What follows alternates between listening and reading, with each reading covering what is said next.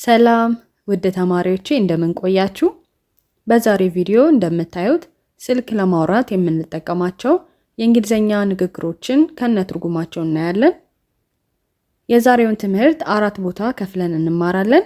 የመጀመሪያው ስልክ ለማንሳት የምንጠቀማቸው ንግግሮች፣ በመቀጠል ስልክ ስንደውል የምንጠቀማቸው ንግግሮች፣ የመስመር ችግር ሲኖር የምንጠቀማቸው ንግግሮች፣ በመጨረሻም ስልክ ስንዘጋ የምንጠቀማቸውን ንግግሮች እናያለን። በእያንዳንዱ ስር የተለመዱትንና አስፈላጊ የምላቸውን ንግግሮች አዘጋጅቻለሁ። ትምህርቱን ከመጀመራችን በፊት ይህ ቪዲዮ እናንተ ጋር እንደደረሰው ብዙ ሰዎች ጋር ደርሶ እነሱም እንዲጠቀሙበት ላይክ በማድረግ ቪዲዮውን ጀምሩ። አሁን ቀጥታ ወደ ትምህርታችን እንሂድ። መልካም ጊዜ። በመጀመሪያ የምናየው ስልክ ማንሳት ወይም answering a call የሚለውን ነው። ሁላችንም የምናውቀው ንግግር ሄሎ የሚለው ነው። ስልክ አንስተን ሄሎ እንላለን። በአማርኛው ሄሎ የምንለው ማለት ነው። ሄሎ እንላለን። ምናልባት ደግሞ የተደወለበትን ስልክ ቁጥር የማናውቀው ከሆነ ሄሎ who is this? Hello, who is this? Hello, who is this? ማለት እንችላለን። ሄሎ ማን ልበል እያልን ነው። አሁንም በተመሳሳይ ሁኔታ ማን ልበል ማለት ከፈለግን ይሄን ንግግር እንጠቀማለን። ሄሎ who is calling please? Hello, who is calling please? Hello, who is calling please? ይሄኛው ከቀድሙ ትህትና የተሞላበት ንግግር ነው። ምክንያቱም መጨረሻ ላይ ፕሊዝ የሚለውን ጨምረናል። እሱን መጠቀም ካልፈለግን hello, who is calling ብቻ ማለት እንችላለን። ትህትና የተሞላበት ለማድረግ ፕሊዝ የሚለውን እንጨምራለን ማለት ነው። አሁንም ሌላው ትህትና የተሞላበት ንግግር may I ask who is speaking? May I ask who is speaking? May I ask who is speaking? ማን ልበል እንደማለት ነው። ነገር ግን ይሄኛውም አክብሮት የተሞላበት ትህትና የተሞላበት ጥያቄ ነው ማለት ነው። ስለዚህ may I ask who is speaking ማለት እንችላለን። ማንን እያናገርኩ እንደሆነ ማወቅ እችላለሁ እንደማለት ነው። ቀጥታ ስንተረጉመው ማለት ነው። ሌላኛው ንግግር ደግሞ ለምሳሌ ሄለን ቢሆን ስሜ ስልኩን እንዳነሳው ሄሎ ሄለን ነሽ ብባል አዎ ሄለን ነኝ ለማለት እንዴት መልሳለሁ? Yes, this is Helen. Yes, this is Helen. Yes, this is Helen ብለን መመለስ እንችላለን ማለት ነው። Yes, this is ብለን ስማችንን መጥቀስ እንችላለን። ሌላኛው ተመሳሳይ ትርጉም ያለው ደግሞ ፌቨን ቢሆን ስሜ ፌቨን ስፒኪንግ እላለሁ። ፌቨን ስፒኪንግ፣ ፌቨን ስፒኪንግ፣ ፌቨን ነኝ ወይም ፌቨንን እያናገርክ ነው እያናገርሽ ነው እንደማለት ነው። ሌላኛው ደግሞ ምናልባት ሰዎች ሲደውሉልን የተሳሳተ ስልክ ወይም የተሳሳተ ቦታ ከደወሉ ይሄንን መጠቀም እንችላለን ማለት ነው። You got the wrong number. You got the wrong number. You got the wrong number. አሁን ለምሳሌ ሄለን ነች ሲለኝ ሄለን ካልሆንኩኝ no, you got the wrong number ማለት እችላለሁ ማለት ነው። አይደለሁም እኔ አይደለሁም ተሳስተሃል ብለን ስልኩን መዝጋት እንችላለን ማለት ነው። በመቀጠል ስልክ መደወል ወይም making a call። አሁን የምናያቸው ንግግሮች ደግሞ እኛ ቀድመን ስንደውል የምንጠቀማቸው ናቸው። የመጀመሪያው ንግግር hello, this is Feven calling. Hello, this is Faven calling.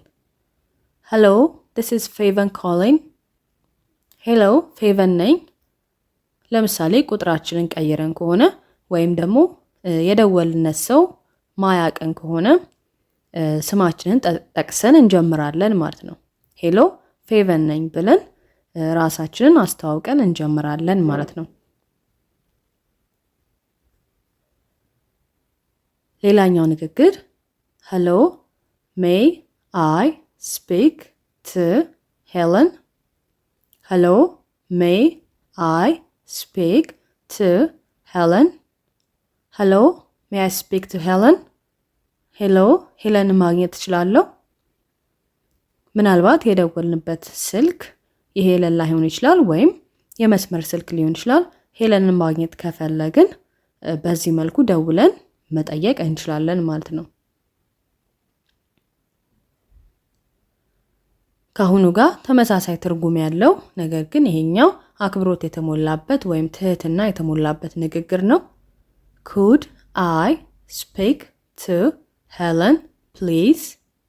Could I speak to Helen, please? Could I speak to Helen, please? ይቅርታ ሄለንን ማግኘት እችላለሁ ወይም ሄለንን ታገናኘኛለህ እንደማለት ነው። ስለዚህ የተከበረ ሰው ጋር ምንደውል ከሆነ ወይም ደግሞ አክብሮታችንን ለመግለጽ ይህንን ንግግር እንጠቀማለን። ሌላኛው የምናየው ደግሞ ስንደውል ሄሎ ብለን ስልካችንን የተቀበለው ሰው ማን እንደቀድሙ ማን ልበል ሚለን ከሆነ ማን እንደሆነን ለመናገር ይሄን ንግግር እንጠቀማለን። It's me, Faven. It's me, Faven. ሄሎ ማን ልበል ሲሉን hello, who is this ሲሉን It's me, Faven. Faven ነኝ ወይም እኔ ነኝ ፌቨን ብለን እንመልሳለን ማለት ነው። ሌላው ነገር ደግሞ ስልክ እየደወልን መስመሩ ከተያዘብን ወይም ደግሞ የደወልነት ሰው ስልኩን እየተነጋገረበት ከሆነ መስመሩ ተይዟል ለማለት የምንጠቀመው ንግግር ነው።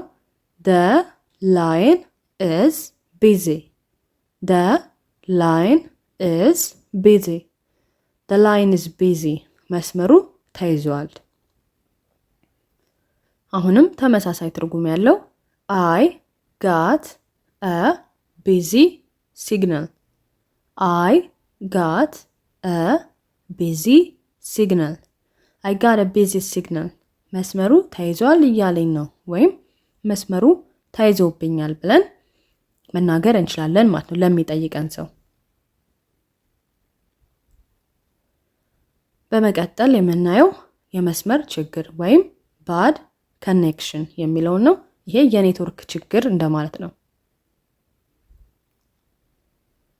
መጀመሪያ የምናየው ንግግር I can't hear you clearly. I can't hear you clearly. I can't hear you clearly. የምትለው በደንብ አይሰማኝም፣ የምትዩ በደንብ አይሰማኝም ብለን በንግግራችን መሃል መናገር እንችላለን። ሌላኛው ደግሞ you are breaking up. You are breaking up. You're breaking up. ድምጽ ይቆራረጣል፣ ድምጽሽ ይቆራረጣል። I think we have a bad connection. I think we have a bad connection. I think we have a bad connection. ኔትወርኩ ጥሩ አይመስለኝም ወይም ኔትወርኩ ጥሩ አይደለም። Can you hear me now? Can you hear me now? Can you hear me now? አሁን ይሰማሃል? ይሰማሻል? መሃል ላይ መስመሩ ሲቆራረጥ ይሰማሻል? ይሰማሃል ለማለት ይሄን ንግግር እንጠቀማለን ማለት ነው። Let me call you back. The connection is bad. Let me call you back. The connection is bad. Let me call you back. The connection is bad. ኔትወርኩ ጥሩ አይደለም መልሼ ልደውልልህ። let me call you back ማለት መልሼ ልደውልልህ ወይም ልደውልልሽ ማለት ነው። ስለዚህ ኔትወርኩ ጥሩ ካልሆነ በዚህ መንገድ ይሄን ንግግር ተናግረን ስልኩን መዝጋት እንችላለን ማለት ነው። በመጨረሻም የምናየው ስልክ መዝጋት ወይም ending a call.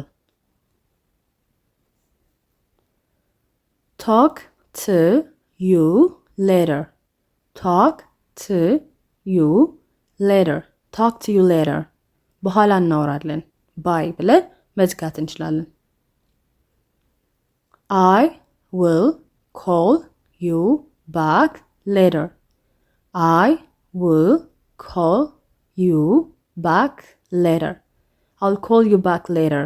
በኋላ ደውልልሃለሁ በኋላ ደውልልሻለሁ። later ማለት በኋላ ማለት ነው። take care bye. take care bye. take care bye. ደህና ሁን ቻው። let's talk again soon. let's talk again soon. let's talk again soon. አትጥፋ ወይም አትጥፊ እንደማለት ነው። ድጋሚ ሌላ ጊዜ እናውራ እንደማለት ነው ቀጥታ ብንተረጉመው። ስለዚህ አትጥፋ አትጥፊ ለማለት let's talk again soon ማለት እንችላለን። ሌላኛው ደግሞ thanks for calling bye. thanks for calling bye. thanks for calling bye. ስለደወልክ አመሰግናለሁ ቻው ወይም ስለደወልሽ አመሰግናለሁ ቻው ብለን መዝጋት እንችላለን ማለት ነው። ሰዎችን ማመስገን ከፈለግን። የመጨረሻው ንግግራችን ደግሞ have a great day bye. have a great day bye. have a great day bye.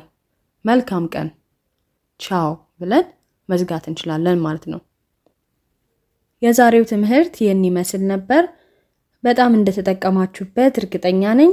ትምህርቱን ከወደዳችሁት ላይክ በማድረግ አሳውቁኝ። በሌላ ቪዲዮ እንገናኛለን። ሰላም ሁኑ። ቻው ቻው።